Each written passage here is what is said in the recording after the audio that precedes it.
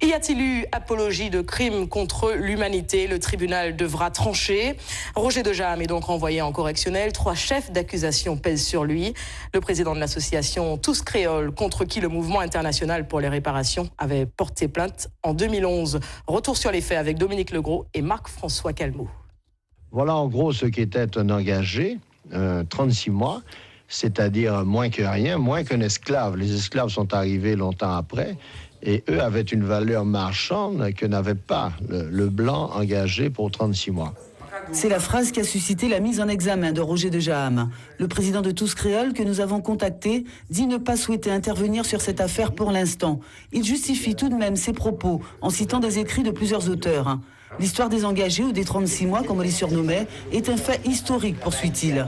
Les membres du MIR, à l'origine de la plainte pour contestation de crimes contre l'humanité, s'insurgent. Selon eux, c'est un subterfuge, une interprétation malveillante et irrespectueuse de la part de Roger de Jaham. Je ne connais aucun auteur de ma part qui ait dit clairement que les engagés comparés aux esclaves étaient dans une situation pire. Les auteurs que je connais disaient ce que ces 36 mois venaient chercher en Martinique, et ces 36 mois, effectivement, ont bénéficié à un moment donné de la clairvoyance de la royauté. Un des auteurs cités par Roger de Jaham nous confie que son texte n'était qu'un récit sur la condition des engagés. À aucun moment, il n'a fait de comparaison entre engagés blancs et esclaves noirs.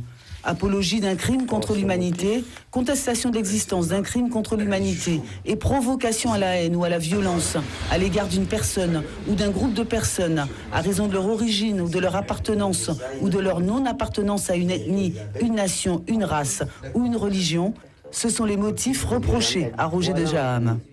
Il faut aller beaucoup plus loin. Il faut condamner monsieur Roger de Jaham, non pas seulement à verser de l'argent. Ce n'est pas l'argent qui importe pour nous. Ce qui importe pour nous, qu'il respecte la mémoire de nos ancêtres.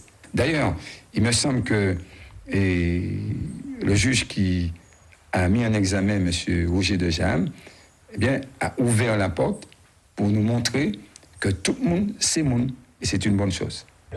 Cette affaire est renvoyée devant le tribunal correctionnel. S'il est condamné pour chacun des 3 chefs retenus par le juge d'instruction, Roger de Jaham encourt des peines d'emprisonnement allant de 1 à 5 ans et 45 000 € d'amende.